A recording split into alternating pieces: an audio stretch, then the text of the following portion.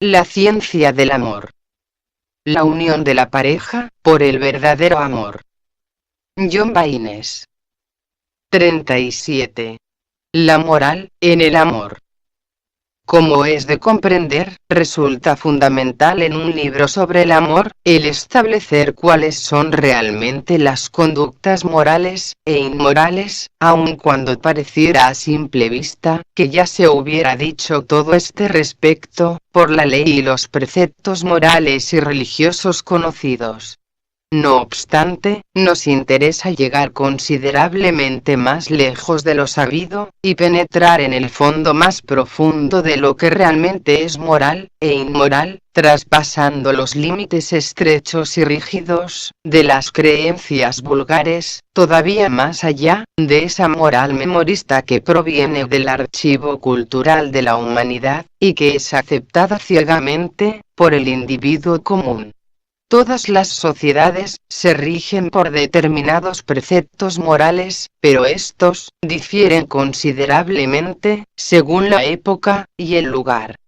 Las personas memorizan determinados preceptos, reglas, mandamientos, costumbres y tabúes, y procuran ceñir su conducta, de la manera más fiel posible, a estas leyes, o en algunos casos, las violan, y reciben el consiguiente castigo y reprobación. Los principios morales son fomentados principalmente por el hogar, la escuela, la iglesia, la opinión pública y la ley. Ahora bien, ¿qué es en sí la moral? Sabemos que la palabra moral se deriva de mos, que significa costumbre, o sea, la escala de valores creada por la costumbre social. Son las pautas que una determinada nación, cultura o sociedad ha llegado a estimar buenas, justas y legales, ya que la moralidad debe apoyarse en la ley. La ley es un conjunto de normas obligatorias, cuya obligación puede ser jurídica o moral, o bien, las dos cosas al mismo tiempo. El fundamento de la ley se encuentra en la voluntad de Dios, en la voluntad del legislador, en el consenso mayoritario de la sociedad, o en las exigencias de la razón y el sentido común. A través de este análisis, pretendemos llegar a establecer las diferencias entre la moral imperativa y memorista, que es la vigente actualmente en todo el mundo, y una moral de tipo individual e interna, profundamente respetuosa de la legalidad humana, pero apoyada también en la legalidad natural, que es una realidad genuina, profunda, real e indesmentible. Sabemos que existen diversos tipos de legalidad. 1. Legalidad divina. 2. Legalidad humana. 3. Legalidad natural. Y 4. Legalidad moral. En la práctica, las reglas morales se confunden con los preceptos religiosos y con las obligaciones jurídicas, pues las pautas aceptables de conducta constituyen un conjunto de obligaciones jurídicas y religiosas que es preciso respetar para actuar moralmente, de donde se presume de inmoral al que no se ajusta a estos valores sociales. En general, las personas se rigen por la moral humana, mezcla de mandatos jurídicos y religiosos, como asimismo, de tabúes y leyes no escritas, basadas en la opinión pública imperante. El amor tiene también sus fundamentos en la moral humana, de la cual depende, y a cuyas reglas se ajusta, so pena de recibir la reprobación general. Precisamente el matrimonio como institución es aceptado moralmente, ya que se ajusta a la legalidad humana, mientras que el concubinato es reprobado, por faltar a la norma jurídica. En nuestro estudio, llegaremos a cuestionar el método de aplicación del sistema moral vigente, no porque discutamos su texto, sino por el hecho de que sus reglas se convierten en mensajes inconscientes que programan ciegamente a las personas, las que se convierten en morales a la fuerza. Por cierto, que sería muchísimo peor que no existieran estas barreras, dado que en este caso, se desatarían los instintos ciegos del ser humano. Queremos preguntarnos, aunque esto parezca tonto, ¿cuál fue el origen de las reglas morales y jurídicas? ¿Por qué se establecieron? Para responder a este interrogante, debemos convenir que no puede haber existido otra causa que no haya sido la aceptación implícita de que el ser humano es completamente inmoral en su manifestación inconsciente e instintiva, y que por este motivo, se hacía indispensable programarlo dentro de un esquema que facilitara la mantención de un orden social adecuado. Debemos preguntarnos, ¿qué es lo que ocurriría en el mundo, si toda ley y regla moral fuera abolida por un mes, sin que aquellos que violaren estos principios, se hicieran acreedores al castigo o reprobación? Resulta evidente, que solo en estas condiciones, las personas se mostrarían como realmente son: inmorales. Se hace patente, que lo moral en el ser humano, es únicamente un conjunto de barreras y topes injertados en su cerebro, para poder controlar el animal humano, el que en su interior permanece empero, tan bestial como antes. Por esta razón, sostenemos que la moral es solamente externa, es decir, que el individuo se ve obligado a reprimir y ocultar sus verdaderos impulsos, para no ser repudiado por la sociedad.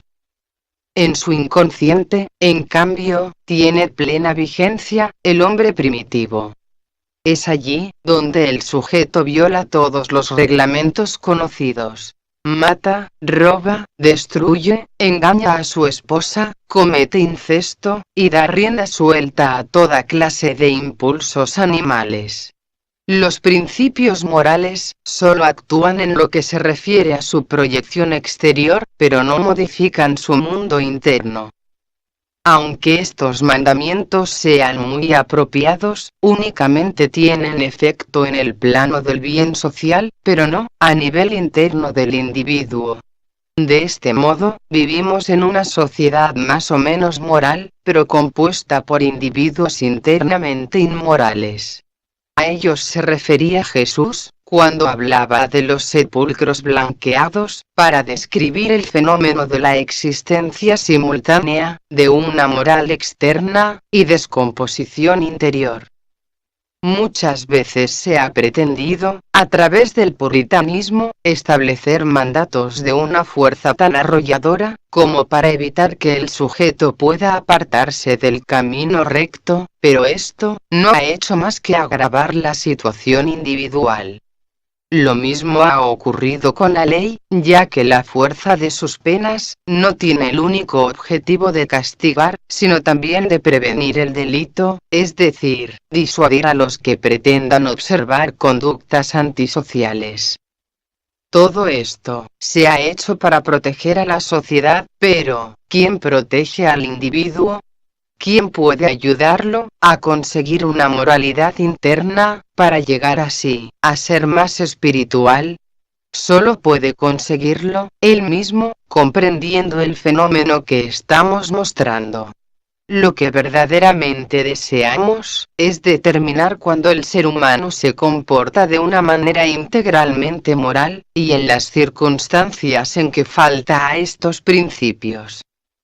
La respuesta obvia, sería que cumple, al observar estrictamente la ley humana, moral, y religiosa. Demostraremos, empero, que esto no siempre es así. Para ello, tenemos que referirnos al mérito espiritual de los actos del ser humano, ya que el ser moral, significa precisamente, pensar, sentir, y actuar, en conformidad a una noción interna inherente a nuestro yo, la cual conforma un criterio o juicio interno, que nos indica lo correcto, y lo incorrecto, lo justo, y lo injusto, lo perfecto, y lo imperfecto, lo falso, y lo verdadero, lo meritorio, y lo desmerecido. Sin embargo, las personas no proceden moralmente por una auténtica motivación interna, pues lo hacen por una fuerte coacción externa, la que proviene del imperio de la ley y de las pautas sociales.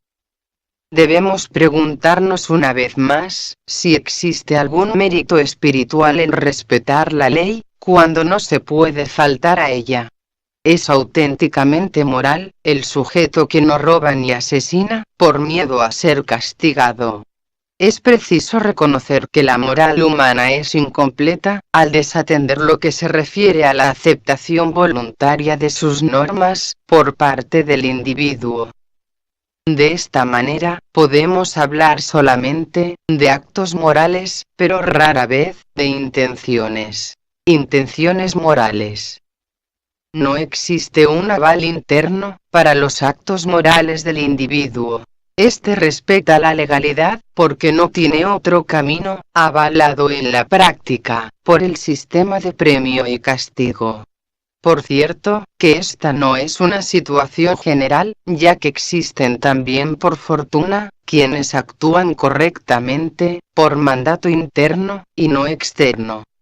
No obstante, aun en este caso, cabe preguntarse si ese impulso interior es fruto de una volición libre del yo, o producto de una programación cultural. Es preciso aceptar, en relación a esto, que lo común es el decreto social, ya que el sujeto normal desconoce prácticamente los actos del yo superior, actuando según un ciego esquema cerebral. Consideramos que en general, el individuo carece de una verdadera moralidad interna, producto de la automotivación.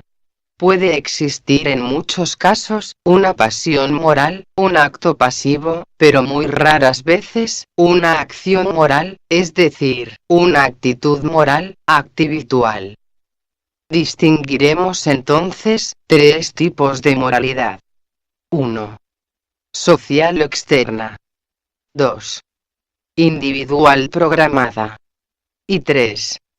Individual, automotivada. Con respecto a los seres humanos, debemos dividirlos en 4 grupos. 1. Los inmorales, que no cumplen con la ley.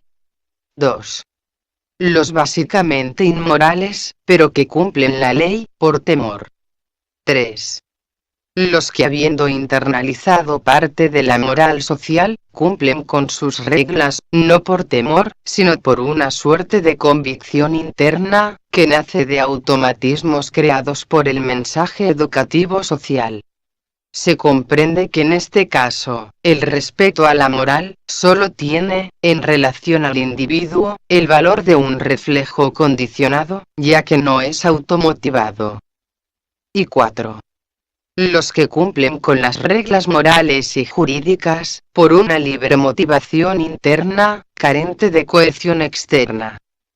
Es preciso reflexionar profundamente, para comprender que el verdadero mérito moral, no se asienta en la fuerza de la ley, sino en el yo del individuo, es decir, en su íntima y libre convicción y deseo, de cumplir con normas que él mismo ha aceptado como moralmente valederas.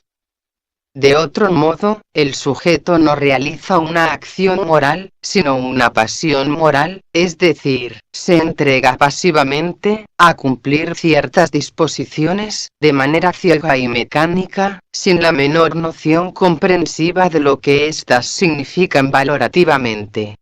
Afirmamos que no existe auténtica moralidad, sin verdadera comprensión de la importancia y significación de los principios. De esta manera, podemos observar el fenómeno de individuos que, siendo inmorales en su fuero interno, realizan actos morales, lo que ciertamente es infinitamente mejor que si esto fuera a la inversa. No obstante, como ya lo hemos dicho, esta moralidad externa carece lamentablemente de mérito espiritual, lo cual no preocupa seguramente a la sociedad, pero es de extraordinaria importancia para el individuo, si es que desea lograr cierto grado de perfección espiritual y una hominalidad o calidad humana superior.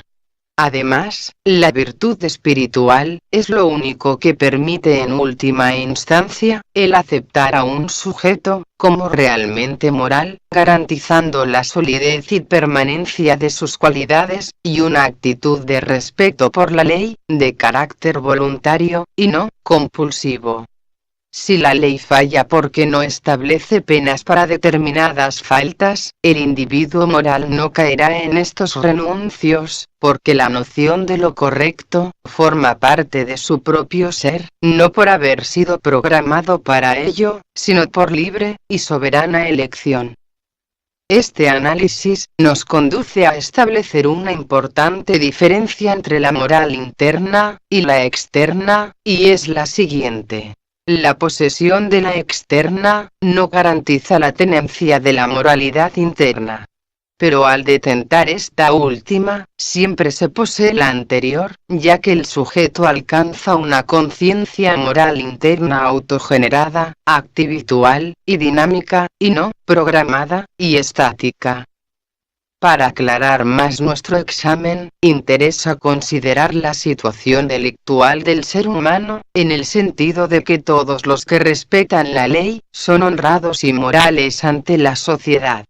Sin embargo, tenemos que preguntarnos, ¿qué ocurre con los que habiendo faltado a la ley sin ser descubiertos, y continúan conservando un impecable aspecto moral durante años, aun cuando hayan cometido gravísimos crímenes? Es evidente que también en este caso, siendo el sujeto no solamente inmoral, sino además delincuente, mantiene su blancura moral ante la legalidad humana, pero no ante la ley divina y natural. Tenemos que convenir obligadamente que una persona solo es auténticamente moral cuando observa las reglas internamente, por amor a la verdad y la justicia, por respeto a lo natural, y por comprensión del principio de causa y efecto, y no merced al temor a una fuerza punitiva, o por la compulsión de un reflejo condicionado. Es así como puede existir legalidad sin moralidad, o moralidad sin legalidad. Sin embargo, Kant sostiene que la verdadera moralidad está unida a la conciencia de ella, lo cual involucra conciencia de la legalidad. La auténtica moral debe ser independiente de todo temor, de toda esperanza, y de toda fuente externa a la moral misma. Preguntémonos ahora, con el objeto de establecer puntos de referencia, ¿cuál puede ser el acto más moral posible de un ser humano? Contrariamente a lo que pudiera creerse, no tiene relación con la caridad, bondad o amor, sino que se centra en la capacidad de autodominio del individuo. En efecto, mientras más dominio de sí tenga una persona, más moral debe tornarse en su mundo interno, si es que nos referimos a un verdadero autodominio, en el sentido de hacerse más consciente e inmune a las pasiones, y no en su acepción vulgar de represión de instintos, emociones o pensamientos. En la medida en que un hombre, al autodominarse, consigue separarse del animal y elevarse por sobre él, se hace más consciente, lo cual significa que va dejando de ser pasional, para convertirse en activitual, o sea, automotivado y autogenerado. Significa que alcanza una individualidad que le permite modificar reflexivamente su conducta, sobre la base de pautas propias, formadas a partir de la observación alerta o expectante de la realidad, y librarse de ser un mero apéndice de la estructura social, simple mecanismo resonador de los impulsos colectivos de la especie. Conduce progresivamente al sujeto a obtener su libre albedrío, por lo cual debe para estos efectos asumir la responsabilidad de sí mismo. La moral social es responsabilidad colectiva, lo que equivale en verdad a irresponsabilidad por la inexistencia de una cabeza directora responsable. La moral interna, en cambio, es responsabilidad del propio individuo. En realidad, ser moral significa tomar la plena responsabilidad individual, haciéndose responsable ante la naturaleza de las propias acciones, lo cual solo puede hacer una persona verdaderamente consciente. Es por eso que el sujeto que carece de un adecuado autocontrol no puede actuar moralmente. Se limitará a caminar ciega e inconscientemente por las vías que la mayoría indica. Ahora bien, si la moral es una ley social, creemos que resulta indispensable plantearnos una pregunta crucial: ¿qué es lo que ocurriría si en el pasado la humanidad hubiera extraviado por completo el camino correcto y derivara hacia creencias perversas o erróneas? En este caso, no se estimarían aceptables las conductas malignas, y reprobables los actos de bien y amor. Cabe suponer que así efectivamente sucedería, solamente que se cambiarían las palabras, designando bien al mal, y viceversa. Hay carecer de puntos de referencia. ¿Qué manera tendríamos de detectar esto?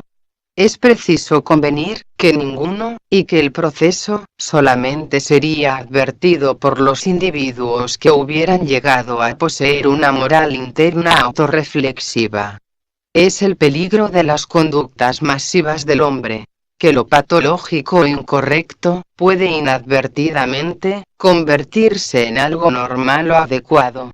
Es el claro motivo por el que algunas grandes civilizaciones caen de manera tan dramática, ya que al trastrocarse los valores colectivos y carecer de hombres sabios que posean una moral interna y un elevado estado de conciencia, la muchedumbre camina ciegamente, sin la orientación de una inteligencia superior.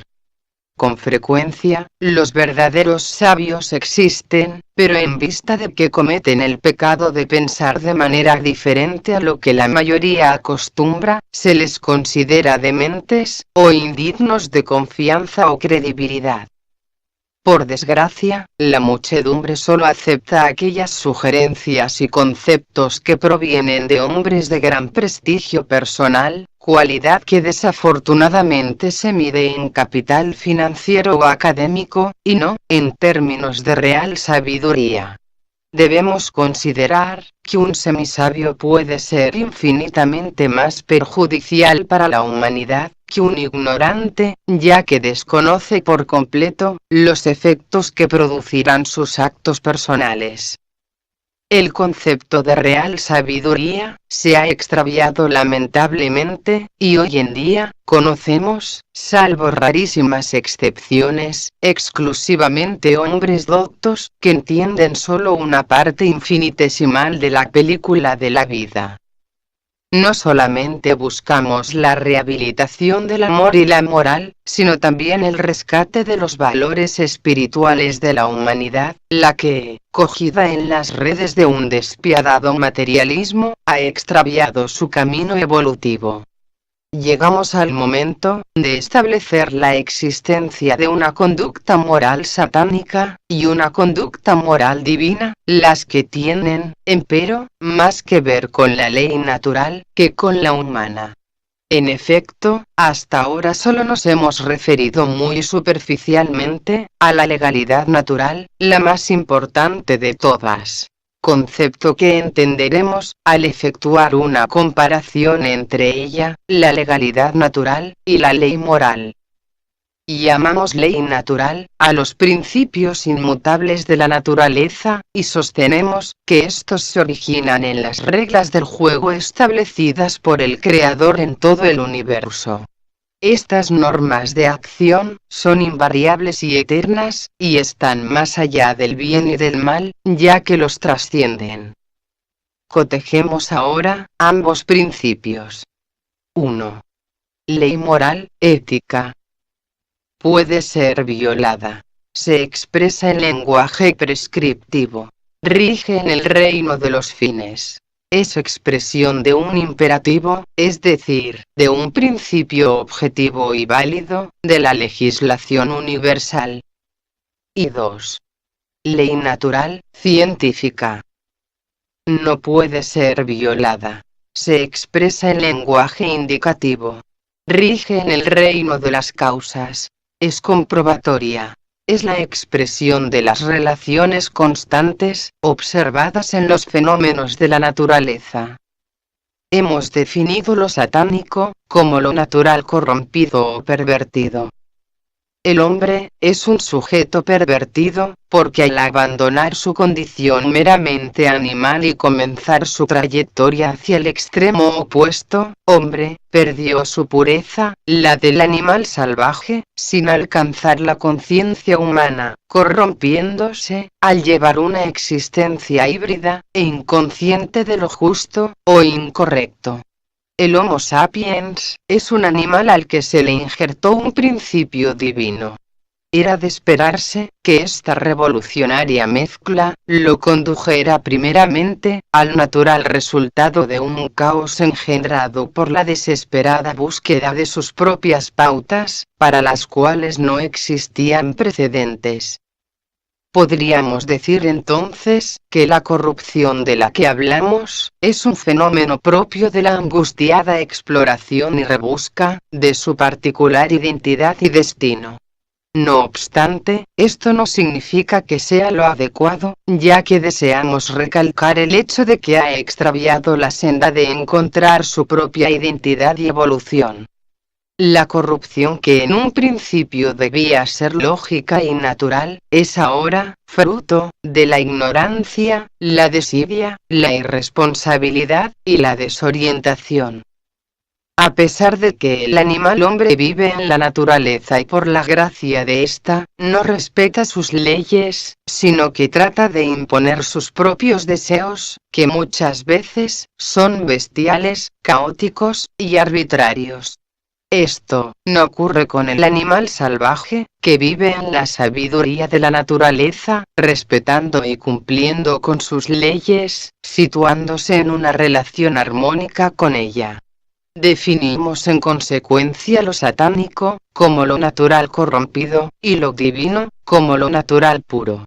El camino de la realización humana consiste en recuperar la pureza perdida, merced a la obtención de una conciencia realmente humana, para aplicarse así a mantener un contacto sabio y armónico con la madre naturaleza, senda que conducirá a una constante progresión evolutiva. A la luz de estos conocimientos, examinemos brevemente el problema del adulterio, una de las inmoralidades más candentes del amor. ¿Qué es el adulterio? El diccionario lo define como violación de la fidelidad conyugal, es decir, de la obligación matrimonial de lealtad. Pero, ¿cómo definiremos a continuación lo que es infidelidad conyugal? ¿Se refiere acaso a copular con otro individuo que no sea el cónyuge? Si se limitara solamente a esto, deberíamos convenir que los animales cometen constantemente adulterio, lo que no solo resulta risible, sino absurdo. Se trata entonces del desconocimiento de un compromiso espiritual, y no de una obligación sexual. Es el compromiso espiritual del amor, lo que vale, y no la cópula. Este es el motivo por el cual creemos injusto y erróneo el circunscribir el llamado adulterio a un cambio ocasional de pareja sexual, ya que resulta evidente que por tratarse la unión amorosa de una relación interna, nadie está libre de adulterio, porque no existe hombre o mujer sobre la tierra que no haya deseado en su fuero interno, en un momento dado, un contacto amoroso con un sujeto diferente al cónyuge.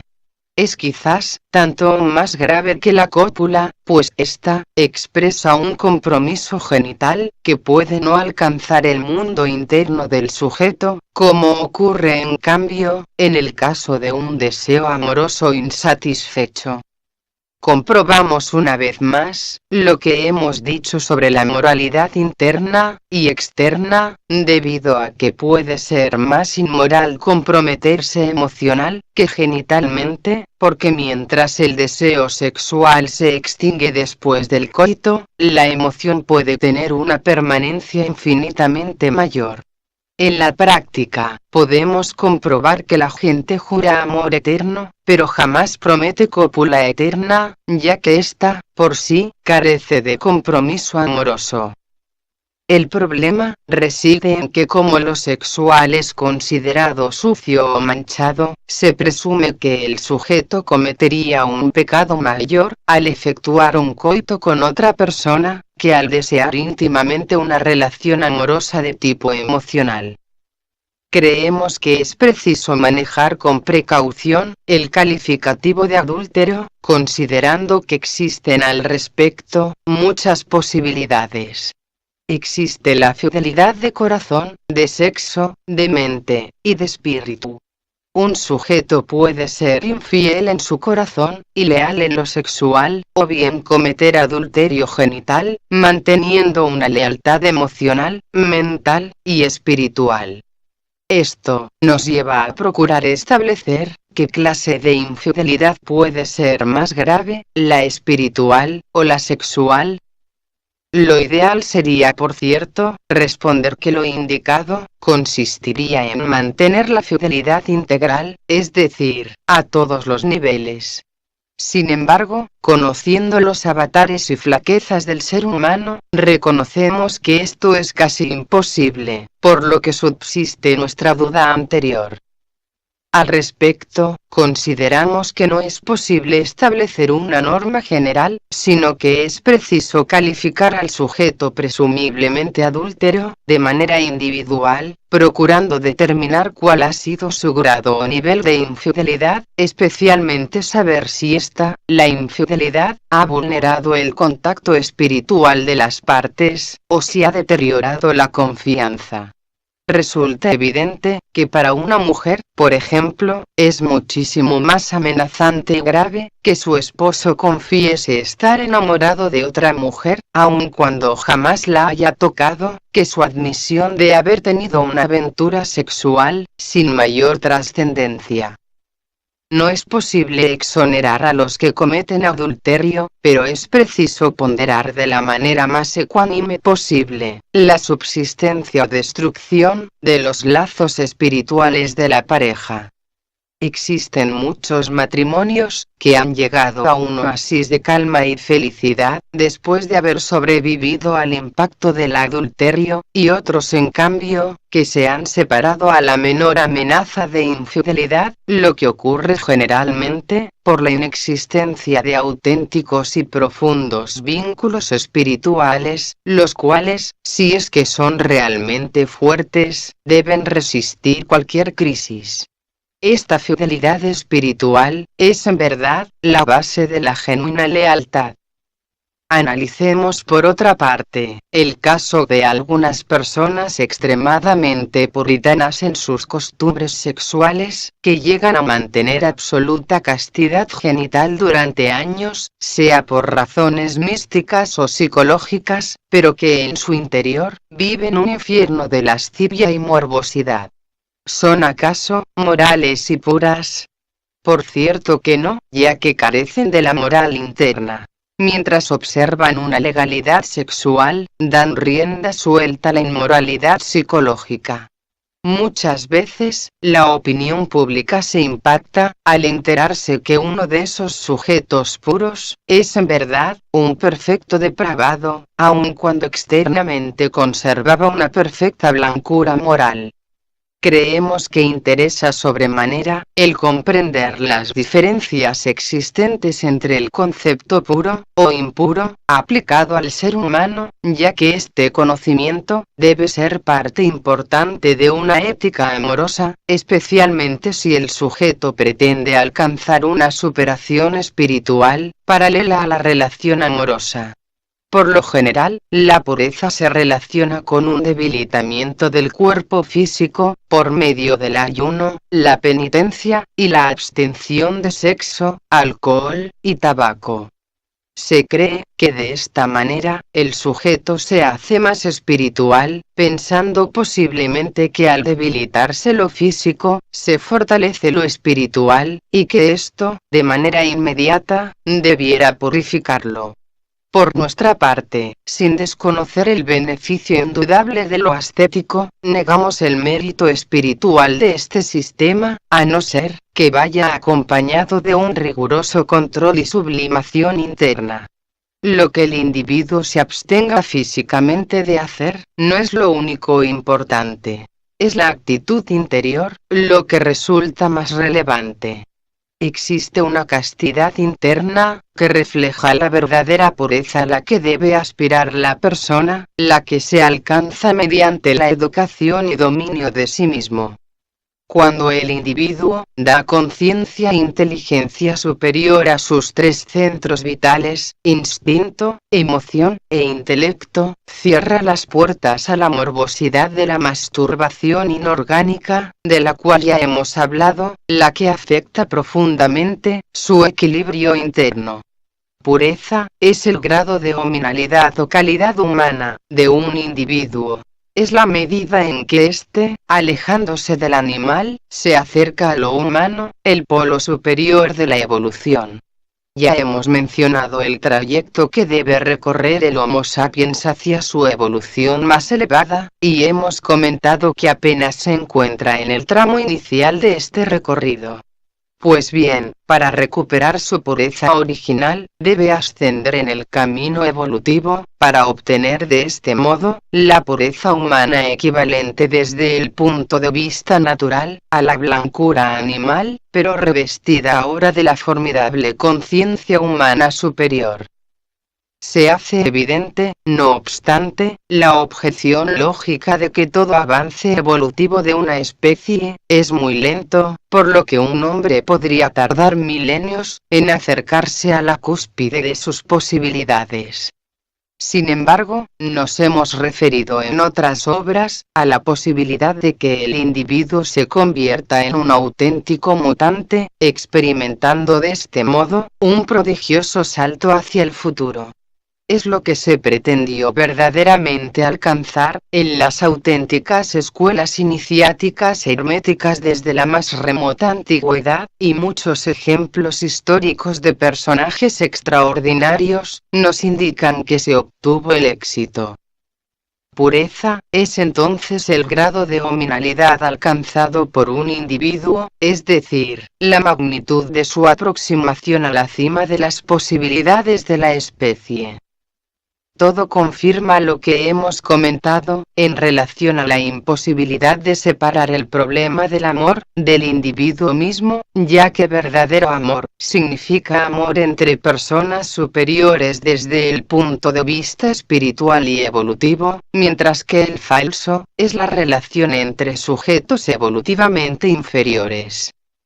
Cuando el individuo llega a ser efectivamente puro, es decir, realmente humano, abandona para siempre la especie Homo sapiens, obteniendo la condición de hombre estelar, expresión hermética, que define al sujeto que trascendió el conocimiento terrestre, para llegar a la sabiduría estelar. Este auténtico hombre, posee efectivamente, una sólida y genuina moral, que procede de su conciencia interna, y no, de reglas impositivas. Hace el bien porque así lo desea, y no, por obligación ni autoestima. Su pureza no depende de lo que come ni de lo que hace o deja de hacer, ya que solo hace lo que debe, y se abstiene de lo que no debe, condición que emana de su juicio interno, sabiduría profunda, que es el resultado de su espiritualidad consciente. Una persona espiritual, aquella cuyo espíritu se manifiesta a través del propio cerebro, actúa moralmente, porque ella es la esencia de la moralidad misma. Jamás procederá de la manera contraria a la más elevada ética universal. No obstante, es posible que un sujeto de esta naturaleza sea incomprendido por los que están más bajo en el camino de la evolución, ya que estos, al no lograr explicarse las acciones y pensamientos del hombre estelar, le atribuirán sus propias y torcidas intenciones, es decir, proyectarán su propio e imperfecto modelo humano hacia el sujeto espiritual, buscando la motivación de sus actos en los propios motivos pasionales y egoístas. El sujeto realmente moral, no reprime su libido, sino que la sublima, imprimiéndole conciencia e inteligencia, por lo cual, ésta no necesita ser contenida, ya que adquiriendo noción de inteligencia humana, se desprende de los impulsos que entran en conflicto con las normas superiores de legalidad ética, humana y natural.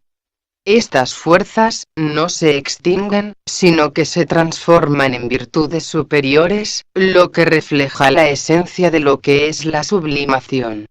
Prosiguiendo con diversas reflexiones en torno a la moral, preguntémonos si acaso es moral lanzar la piedra y esconder la mano. Es moral calumniar, injuriar, calificar o descalificar, sin conocer la verdad completa de aquello que nos ocupa. Es lícito perjudicar al prójimo, por medio de actos agresivos no sancionados por la ley humana, eludiendo posteriormente toda responsabilidad. Es moral pretender obtener aquello que no se merece realmente. Es moral carecer de un yo estable, maduro y adulto, que responda por las acciones del propio individuo. Es preciso reparar en que una de las mayores inmoralidades reside en el hecho de que las personas cambian constantemente su yo director, el centro direccional de su conciencia psicológica, que es el que dirige la unidad psicobiológica. Situación que equivale al caso de una empresa que extendiera documentos falsos, por carecer de un representante legal. Precisamente, el ser humano común carece de individualidad estable representativa, por lo que no tiene un verdadero aval de sus acciones. Es como un cheque sin fondos, o papel moneda, sin respaldo real. Esta situación es intrínsecamente inmoral, porque induce a engaño a los que confían en la palabra ajena y desean respetar la propia. De esto se origina la mayor parte de los problemas humanos, ya que posteriormente a la palabra empeñada, se comprueba que lo que en un momento pareció tan hermoso, serio y responsable, ha perdido por completo su significado, al producirse la expulsión del yo director, por una individualidad diferente, que desautoriza por completo a la anterior. ¿Es que acaso todas las personas mienten? No, lo que ocurre es que siendo por lo general sinceras con el prójimo, se engañan ellas mismas, por lo que carecen de una identidad constante. El sujeto que ahora niega lo que hace una hora nos prometió, no es un mentiroso. Es una persona distinta, que desconoce el ofrecimiento de su antecesor. En este caso, se produce una situación moral diferente a las anteriores, pues el sujeto es bien intencionado con respecto a una acción o compromiso contraído con otra persona, o quizás consigo mismo, pero incapaz de realizarla tal como lo había decidido con anterioridad. Esta suele ser la eterna historia de muchos incumplidores, que defraudan las expectativas propias y ajenas, por carecer de la continuidad realizadora de un yo superior, estable y maduro.